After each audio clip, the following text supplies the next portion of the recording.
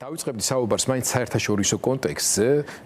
საქართველოს პატარა ქვეყანა ვართ, მნიშვნელოვანი ისტორიით და ძალიან დასაბუთებულად ამბიციური ხალხით, მაგრამ მაინც ის რაც ხდება ახლა მთელს მსოფლიოში, განსაკუთრებით ამერიკის როლის ტრანსფორმაციასთან მიმართებაში, რა თქმა უნდა პირდაპირ გავლენას ახდენს ევროპის კონტინენტზე, პირდაპირ გავლენას მოახდენს საქართველოსაც. ამ კუთხით მინდა შევაფასოთ არსებული ფასადა მდგომარეობა, რამდენად იმედიანად შეგვიძლია ვიყოთ, ან გვაქვს თუ არა გაცვლების საფუძველი ან შესაძლებლობა. ამის შემდეგ მე თქვენს და ტელემაყურებელს ვაჩვენებ მეხუთე პრეზიდენტ სალომე ზურაბიშვილთან დღეს პოლიტიკური პარტიების ლიდერების მორიგი შეხვედრის კომენტარებს და უკვე დაუბრუნდებით ადგილობრივ პოლიტიკასაც. მოგესალმებით, მადლობ მოწვევისთვის. ვითარება რთულია ბუნებრივია ქვეყანაშიც, მსოფლიოშიც. ხლა არ დავმალავდა, ვიქნებოდი უფრო მშვიდად ამერიკის შეერთებული შტატების საგარეო კურსი უსაფრთხოების საკითხებში, უკრაინის მხარდაჭერის საკითხებში, რო ყოფილიყო ისეთი სტანდარტული, რაზეც მიჩვეული ვიყავით, რაც იყო წინა ადმინისტრაციის დროს და ასე შემდეგ. ეხლა ბევრი ისეთი რამ ხდება, რაც დაძაბულობას იწვევს. ჩვენ მიჩვეული ვართ ევროატლანტიკურ სივრცესთან მიახლოების პროცესს და ამ რამდენიმე ათეული წლის განმავლობაში ნატოში მინდაო ირაკლი წერეთელი რო ამბობდა, ჯერ კიდევ ეროვნული მოძრაობის პერიოდი იყო და საბჭოთა კავშირის შემადგენლობაში ვიყავთ. იმ დროიდან მოყოლებული ნატო და ანუ ამერიკა და ევროპა, ამერიკის ლიდერობით ეს იყო ანი და ხოე და დღემდე ორიენტირი იყო ეს. დღეს ვითარება იცვლება, ეს იმას არ ნიშნავს, ახლა ევროპა და ამერიკა ერთმანეთს ტრად კი არ მოეკიდებიან, მაგრამ ჩვენი ადგილი თუ ევროატლანტიკურ სივრცეში იყო და უფრო ამერიკის იმედად ვიყავით ჯერ ნატოში და მერე ევროკავშირში, ყველა ქვეყანა ასე შევიდა, ბალტიის ქვეყნები და ცენტრალური და აღმოსავლეთ ევროპის ქვეყნები ჯერ ნატოს წევრები გახდნენ და შემდეგ ევროკავშირს. რუსეთის აგრესიამ უკრაინაში თვისობრივად შეცვალა ვითარება და ამიტომ ევროკავშირის კანდიდატობა უკვე მივიღეთ და ნატოსთან დაკავშირებით რაღაცა ძალიან ჰაერში გამოკიდებული ვართ. ბევრი ისეთი რამ მოხდა, რის გამოც ფორმულა ევროპა ლისაბონიდან თბილისამდე გაცილებით უფრო აქტუალურია დღეს ჩვენთვის, მეცაც ვიტყვი. ტრამპის ანტიკანადური, ანტიპანამური, ანტიგრენლანდიური, ბევრი მიდგომების განცხადებების შედეგად ლისაბონიდან თბილისამდე კი არა, თბილისიდან ვანკუვერამდე უწესით უნდა მივიღოთ ახალი უსაფრთხოების სისტემა, მაგრამ ამ ახალ უსაფრთხოების სისტემას, სადაც ევროკავშირი, ბრიტანეთი, კანადა, ავსტრალია, ახალი ზელანდია, მთელი დასავლეთი იქნება უფრო ახლოს ერთმანეთთან, ვიდრე რომელიმე მათგანი თუ ეს ადმინისტრაცია გააგზავნოს და ამ ტიპის მმართველობა იქნება ამერიკაში ძალიან უცნაური, ლიბერალურ დემოკრატიასთან თვალთავსებადი არა, მე მაინც იმედი მაქვს, რომ ამ სახათსაც მოიხდის ლიბერალური დემოკრატია, როგორც მე-20 საუკუნის 30-იან წლებშიც გაუძლო ულტრამარჯვნივ, ულტრამარცხნივ შეტევებს კომუნისტების და ნაცისტების, ფაშისტების. კი არ ვადრი, ისეთი ვითარება და ესეთი საფრთხეები კი არ არის, მაგრამ ხო, საფრთხის წინაშე, გამოწვევების წინაშე დადგა სისტემა შეარყია, რა თქმა უნდა, ინსტიტუტების შერყევა მიდის, სასამართლო სისტემის შერყევა მიდის, თუმცა მე მგონია, რომ დემოკრატია და ინსტიტუციები მოიგებს მსოფლიოში და მათ შორის ამერიკაშიც. ნახოთ, უფრო ამის იმედად ვარ. მაგრამ მანამდე ჩვენ თბილისიდან ლისაბონამდე ბრიუსელია დღეს ჩვენთვის მთავარი ორიენტირი, იმიტომ ბრიუსელი ღიად არის ქართველი ხალხის პროტესტის მხარეს. ამერიკას რაც შეეხება, არ არის ჩვენთვის უმნიშვნელო, ჩვენი მეგობრები, კონგრესმენები, სენატორები, ძალიან გავლენიანები, მათ შორის რესპუბლიკელები, რომლებიც უმრავლესობაში არიან ორივე პალატაში, მათი ეს აქტიურობა მე ვგულშემატკივრობ, რომ იყოს წარმატებული და მეგობარი აქტი პროექტიდან გახდეს კანონად. ეს ჩვენ საშუალებას მოგცემს, რომ ამერიკის არა მარტო პოლიტიკური ელიტა და საკანონმდებლო ორგანო ორივე პალატით, არამედ ამერიკის ადმინისტრაციაც საქართველოს დღევანდელი ხელისუფლების უგვან ქმედებებს აფასებდეს როგორც ნეგატიურ ქმედებებს და საფრთხეს გრძნობდეს დღევანდელი ხელისუფლება. ეხლა ჩვენი ხელისუფლების წარმომადგენლები ისეთ რაღაცეებს შვებიან, რომ აი დინარაძე უკვე ლიდერობას ეცილება ზარქუას და სხვებს მის უცნაურობებში, რომ თურმე ტრამპი მოიგებს თუ Deep State ეს დამოკიდებულია ემაზე ეს რიში შეინარჩუნებს რიში შეინარჩუნებს თუ არა გაემიჯნოს თავის პოლიტიკურ წარსულს უნდა გაემიჯნოს და ყველაფერს ხო მოკლედ ეს იცით ასეთი დიდი საფრთხის ქვეშ რო არ ვიყოთ ამ ხელა ვეშაპი რუსეთი რო არ იყოს რომელსაც ძალიან სერიოზული ბერკეტები აქვს, ინტერესთა თანხვედრა აქვს, სულიად რაღაცა უცნაური მეტი რო არ ვთქვა წარმომადგენელი ტრამპისა რუსეთ-უკრაინის საკითხებში რა ინტერვიუებს იძლევა, რა უვიცობას ამჟღავნებს, ვერ იხსენებს იმ რეგიონების დასახელებებს, ხო რაღაცა ყირიმია, კიდე დონბასია, მის და კიდე არის ერთი-ორი რეგიონი, ამიტომ ბევრი უცნაური რამ ხდება, მაგრამ ამ ვითარებაში ჩვენ მაქსიმალურად უნდა ვეცადოთ ტრამპის ამ ადმინისტრაციასთან მოთანამშრომლე ამერიკელი კანონმდებლების მიერ მომზადებული ქართველების მეგობარი აქტი გახდეს კანონი. ეს ჩვენ ხელს შეგვიწყობდა, ჩვენ ახლა სტაგნაციის პერიოდში ვართ. ახლა არ არის ყურის ჩამოყრის დრო, ახლა პროტესტის, გაღრმავების, გაგრძელების დროა, მაგრამ ჩვენ არარეალისტური ამოცანები არ უნდა დავისახოთ. მე კარგახანია ვამბობ ძალიან ფრთხილად, მოზომილად, რომ შიდა რესურსის მაქსიმუმზე გავიდა ქართული პროტესტი. ეს მაქსიმუმი შესანარჩუნებელია და შენარჩუნებულია.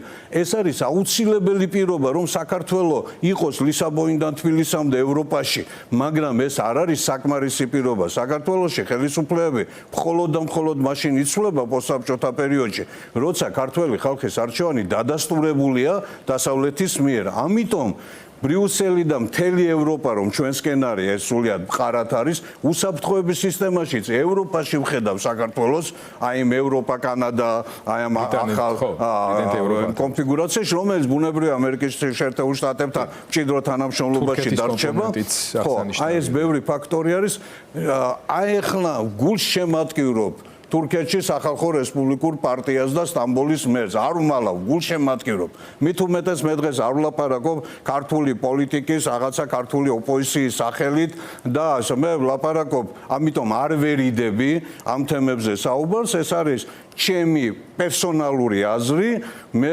გულშემატკივრობ დემოკრატიას მათ შორის თურქეთშიც და გულშემატკივრობ სტამბოლის მერს და გულშემატკივრობ იმ პროტესტს იმიტომ რომ რა თქმა უნდა ეს რაღაცა ფორმით კავშირში არის იმ ტენდენციებთან დემოკრატიაზე შეტევის ტენდენციებთან რაც ამერიკის შეერთებულ შტატებშიც არის და რაც არ იყო და არ გამოვიდა შედეგიანი ვერ გახდა ვერც გერმანიაში და ვერც საფრანგეთში და ვერც სხვა ევროპულ ქვეყანაში ევროპამ გაუძლო ამ შემოტევებს ევროპარლამენტის არჩევნებითაც საფრანგეთის არჩევნებითაც პრეზიდენტი მაკრონია და ლიბერალების ლიდერი ბაირუ პრემიერია ძალიან მაღალი კლასია საფრანგეთის დღევანდელ ხელისუფლებაში ასევე ბრიტანეთში მივიღეთ და სწორად ლაპარაკ ბრიტანეთს საერთოდ განსაკუთრებულია მაგალითია და სწორად ლაპარაკობს თარმერი რომ ეხლა ჩერჩილი არ ყოფდა ევროპას და ამერიკასო და არც ეტლი არ ყოფდაო ნუ ახლა ლეიბორისტია და ეტლის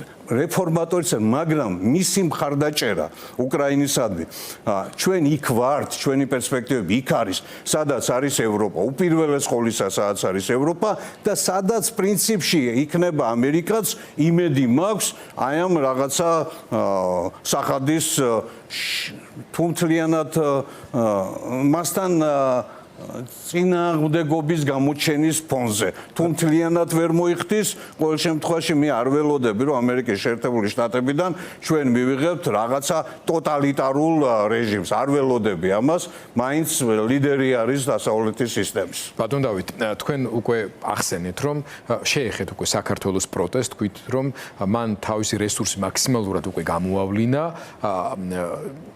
თუ შეგვიძლია ვისაუბროთ თვითონ ამ პროტესტის სტრუქტურაზეც, მის მიზანზე, ამოცანაზე, პოლიტიკური პარტიების როლზე, წინააღმდეგობის მოძრაობის აქტივისტების განწყობის შესაბამისადაც, იმიტომ რომ მათაც აქვთ რაღაც მოლოდინები, რომელზეც პასუხები პოლიტიკური კლასისგან არის საჭირო. ოღონდ ამას საუბარი გავაგრძელოთ მას შემდეგ, რაც აი ამ მოლოდინების ერთ-ერთი მთავარი მდგენელი ქვეყნის მეხუთე პრეზიდენტი სალომე ზურაბიშვილი და მის გარშემო არსებული გარკვეული საკონსულტაციო მაგიდა შემოვა სცენაზე. ასე ვთქვა, დღეს იყო მორიგი ასეთი შეხვედრა ქალბატონ ზურაბიშვილთან. ჩვენ შეგვიძლია ნახოთ ამსახველი კადრები, მოусმინოთ იმ პოლიტიკოსებს, რომლებიც მონაწილეობას ღებულობდნენ ამ შეხვედრაში, რა შედეგებით გამოვიდნენ ისინი ამ შეხვედრიდან. ვფიქრობ, ეხლა ძალიან მნიშვნელოვანი ასე ვთქვათ პროცესი გვექნება, ეს არის, როდესაც უკვე სასალგიკი აღარ იქნება კოალიციების ვიზიტები ევროპულ დედაქალაქებში და ცალკე პრეზიდენტის ვიზიტი, არამედ იქნება ერთობლივი ვიზიტები, ამავდროულად იქნება კოორდინაცია კიდევ უფრო მჭიდრო ქვეყნის შიგნით, ქვეყნის გარეთ და ეს არის სწორედ ის დაკვეთა, რომელიც ჩვენს თანამოქალაქეებს აქვთ და ამ დაკვეთას შევეცდებით რომ შევასრულოთ. ამოცანა გვაქვს არაღიარების პოლიტიკის გაძლიერება და აქ საგარეო ვიზიტები მათ შორის უკვე ერთიანი ფორმატით და მნიშვნელოვანი იქნება ეს უფრო გაძლიერებს ქართულ პოზიციებს პროტესტის განვითარება და თანამშრომლობა ყველა იმ ჯგუფთან რომელიც პროტესტს აორგანიზებს და ხარდაჭერა და ზოგადად პროტესტის დინამიკა ასევე ძალიან მნიშვნელოვანი მიმართულება იქნება და ზოგადად პოლიტიკური წესრიგის შექმნა აი ამ რაღაცა ჩვენი ყველა აქტორის ბევრად უფრო კოორდინირებულად პროპაგანდასთან დაპირისპირება და ასე შემდეგ. მნიშვნელოვანი წილი იქნება ამ საკოორდინაციო საქმიანობაში საგარეო ვიზიტების დაგეგმა და უახლოესი პერიოდის განმავლობაში სალომე ზურაბიშვილს ექნება მნიშვნელოვანი საგარეო პოლიტიკური დღესასწაული, მათ შორის ბალტიისპირეთის ქვეყნებში ვიზიტები, სამივე ქვეყანაში, მათ შორის ბრიტანეთში ვიზიტი და ასე შემდეგ, ასევე სტრასბურგში სერიოზული პროცესები გველოდება უახლოესი დღეების განმავლობაში, ამიტომ ამ საკითხებზე კოორდინაცია მნიშვნელოვანი იყო და ეს შეხვედრა ამას დაეთმო და საომავლოდ 31 მარტის ღონისძიების საკითხები ასევე ერთ-ერთი დღესასწაული საკითხი იყო. როგორ შეიძლება შევეხიდოთ, გავაძლიეროთ ის ქვეყანაში მიმდინარე წინააღმდეგობის პროცესი, რომელიც ეს ძალიან თვითყოფადია და თვითორგანიზებული, აი ამაშიც ჩვენ გვქონდა რაღაცა ასთა სხვადასხვა უცებ გაცვლა და ნახოთ სადამდე მივა ეს. ნუ ჩვენ მზადოთ, ჩვენ გამოხატოთ ზადყოფნას და კოორდინაციაში ვიყოთ ქალბატონ სალომეს ეგეთი შექმნა ფორმატში და დანარჩენი ნახოთ უკვე როგორ მოიქცევიან დანარჩენი პოლიტიკური პარტიები. მნიშვნელოვანია, რა თქმა უნდა, რომ სწორი კომუნიკაცია არსებობდეს საზოგადოებასთან. მნიშვნელოვანი არის, რა თქმა უნდა, ასევე საგარეო მიმართულებაზე აი ამ ძალისხმების გაღება, რომელსაც იღებს პოლიტიკური ჯგუფები ქალბატონ ზურაბიშვილთან ერთად. კიდევ უფრო მნიშვნელოვანია ქვეყნის შიგნით ძალიან მართალ პროცესში ყოფნა და მაქსიმალური კომუნიკაცია საზოგადოებასთან და ცხადად და მკაფიოდ თქმა ყოველგვარი უკანა აზრების გარეშე რას ვაპირებთ, ვინ რას ვაპირებთ, ვართ ყველა მნიშვნელოვან საკითხთან დაკავშირებით ერთ პოზიციაზე. ჩემთვის მნიშვნელოვანია ყველა ეგზისტენციურად მნიშვნელოვან საკითხში ვიყოთ პოზიციაში მაინც ერთიანები. საინტერესო კომენტარები იყო, ინფორმაციული თვალსაზრისით სიახლე არის ის, რომ მოვისმინეთ სალომე ზურაბიშვილთან ერთად აპირებს ქართული ოპოზიციის ოპოზიციური წარმომადგენლობა საგარეო პლატფორმაზე წარმომადგენლობას ერთიან ვიზიტებს და 31 მარტი მნიშვნელოვანი დღე საქართველოს უახლეს ისტორიაში განმსაზღვრელი ჩვენი ბედის შეიძლება ასე ითქვას, რაზეც დაშენდა უკვე ის სამართლებრივი პოლიტიკური აქტები, რომელიც იქნა მიღებული და რომელზეც თქვენ პირადად გაქვთ ხელი მოწერილი, რაც ყოველთვის საამაყო და აღსანიშნავი ფაქტია. ბატონ დავით, ქართული ოპოზიცია დღეს არის საკმაოდ რთულ მდგომარეობაში. არ არის მარტივ მდგომარეობაში. საუბრობდნენ ახლა ლიდერები, რომ ერთის მხრივ აუცილებელია საერთო კოორდინაცია და რთულია იმ ზღვარის გავლება და ამის ჩვენება საზოგადოებისთვის. სად მთავრდება მჭიდრო კოორდინაცია, გაერთიანება თუნდაც და სად მთავრდება რაღაცა ტიპის ერთიან პოლიტიკურ სუბიექტად ჩამოყალიბება. აი, როგორ ურჩევდით მანევრირებას თქვენს კოლეგებს ამ პროცესში? ხო, მთელი ცხოვრება ვცდილობ დავეწიო იმ ჩემს თავარ ხელმოწერას ცხოვრებაში და ვერ ვეწევი და მე მგონი მარტო არა ვარ, ალბათ ვინც ხელი მოვაწერეთ და ვინც ოცხლები ვართ, ქვეყანა ფორმალურად, იურიდიულად დავაფუძნეთ. ეს ძალიან საამაყო ბუნებრივია, მაგრამ ნუ ახლა რა თქმა უნდა უკეთესი საქართველოს იმედი გქონდა და რაღაცა ყველა ჩვენი პლუს მინუსი გვაქვს ამ ათეული წლების განმავლობაში, ვინც მაშინ ხელი მოვაწერა და ვინც შემდეგ თაობის წარმომადგენლები არიან, ჩვენი არა მარტო პოლიტიკური, არამედ მთელი საჯარო სივრცის. მე მინდა ვთქვა, რომ კარგია, რომ 4-ვე წამყვანი პოლიტიკური სუბიექტი, ანუ 4-ვე კოალიცია, რეალურად ეს 10-12 პატარა საშუალო პოლიტიკური ჯგუფის ერთობაა.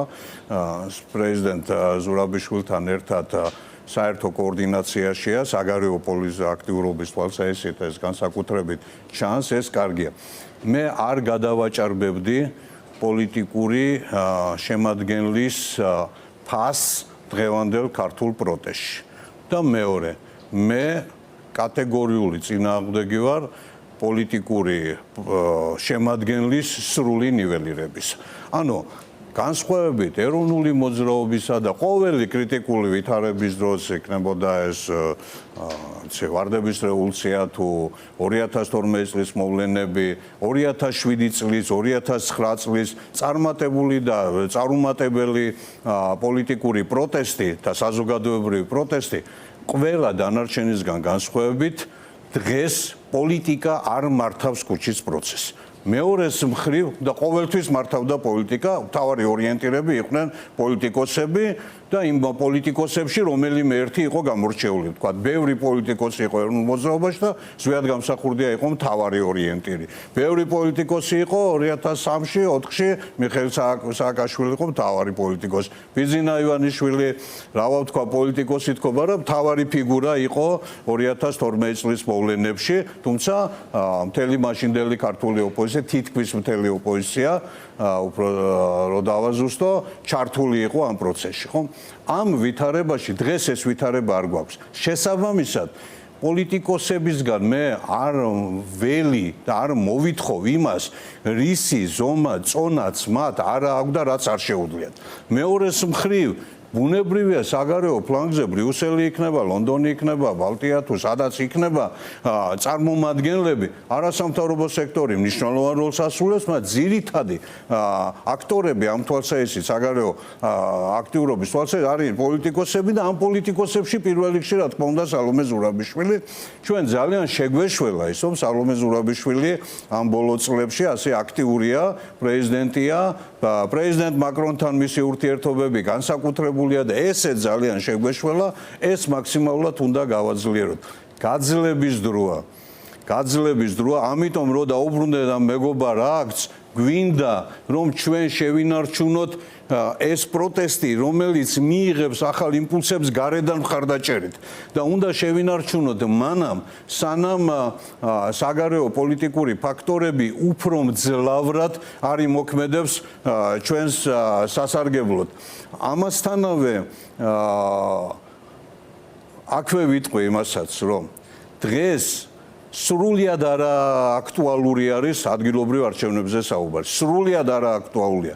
დღეს აი ასა პროკურორის ფორმით დაკითხვა, რა მიიღებ მონაწილეობას, აი ვინ მიიღებს მონაწილეობას, ვინ არ მიიღებს მონაწილეობას, თქვენ ახლა არის მრავალკომპონენტიანი პოლიტიკური პროცესი. მე მაგალითად არ ვდებ მიწაში კახარიას და მის პარტიას იმის გამო, რომ მათ ფორმალურად მანდატებზე ვარი არ თქვეს. ისინი ხომ არ არიან პარლამენტში, არ დადიან, არ მონაწილეობენ და მათ აქვთ ეს არგუმენტი, რომ მე სხვა დაფინანსება არ მაქვს, არც ბიზნესმენების შექმნილი პარტია ვარ, არც რომელიღაცა სხვა ბიზნესმენი მეხმარება, მე მაქვს ჩემი ამომრჩევლის მიერ გამოწერილი არა მარტო მანდატები, არამედ ფინანსები, კანონმა განსაზღვრა ეს ფინანსები, საბიუჯეტო დაფინანსება, რაც მას აქვს, ამიტომ მე ახლა არ შევდივარ იმ პოლემიკაში, მე ვიღებ ამ მოცემულობას და ამის გამო რომ არ იქ ახლა მტრად დავნიშნოთ ვინმე ან იმან დანიშნოს სხვები მტრად, ეს სწორი არ არის.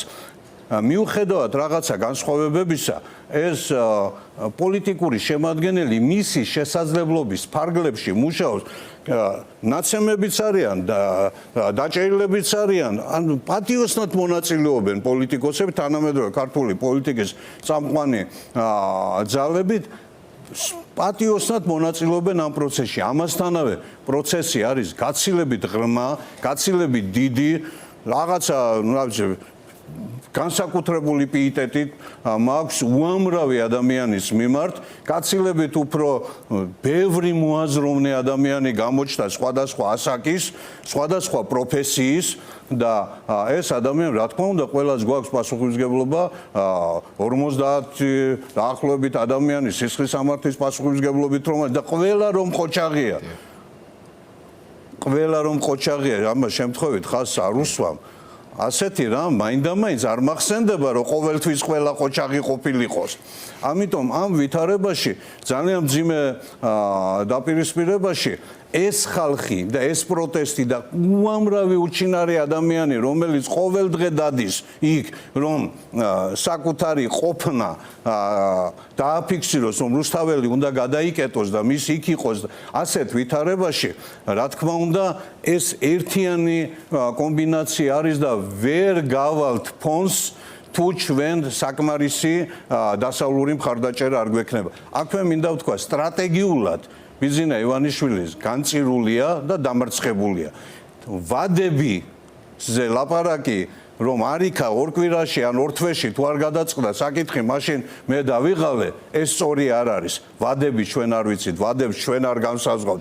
ქართველმა ხალხმა განსაზღვრა სტრატეგია, რომ მე არ ვიღებ ევროპისკენ ზურგშექცევას. საქართველოს მთელი ჩვენი ისტორიის მანძილზე ახსენეთ ჩემი დიპლომით ისტორიკოსობა. საქართველოს წარმატებული მხოლოდ და მხოლოდ მაშინ არის, როდესაც მისი დასავლური ორიენტაცია არის რეალიზებული. ქართული კომპასი, გეოგრაფიული კომპასი არ არის. ორი მხარე აქვს სულ, დასავლეთი და უბსკრული. ყველა დანარჩენი სამხრეთი, ჩრდილოეთი ისტორიულად ადასტურებულია, ეს აღმოსავლეთი, ყველა აღმოსავლეთია, ყველა ჩრდილოეთია, ყველა მიუღებელია. ჩვენ ზურგით ვდგავართ მთელი ჩვენი მენტალობით, კულტურით, არჩევანით, თავისოზე რელიგიური არჩევანით, ზურგი ვდგავართ აი ამ დანარჩენის მიმართ.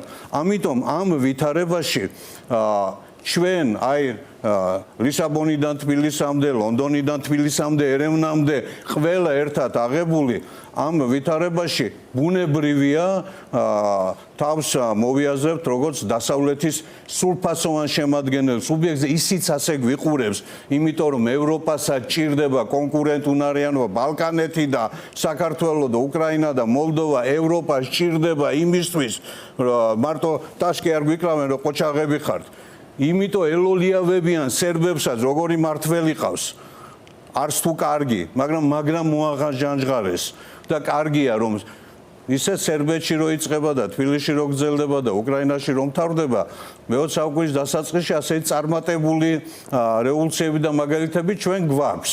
მე სულაც არა ვარ უიმედოდ, მე ვფიქრობ, რომ აი სლოვაკეთის ფიცოც ხომ ვეღარ არის ისე ყოჩაღად ორბანთან ერთად ანტიევროპულ მიდგომებში, იმიტომ რომ იმასაც დიდი პროტესტი აქვს. ბუდაპეშტის მერი მეორეჯერ არჩეული ოპოზიციონერია და ბუდაპეშტში ძლავრი ანტიორბანული მოძრაობა, მოკლედ საქართველოს ურბანიზაცია არ გამოვა, იქნება საქართველოს დასავლური ურბანიზაცია. ძალიან დიდი მადლობა ბატონო დავით, ძალიან საინტერესო.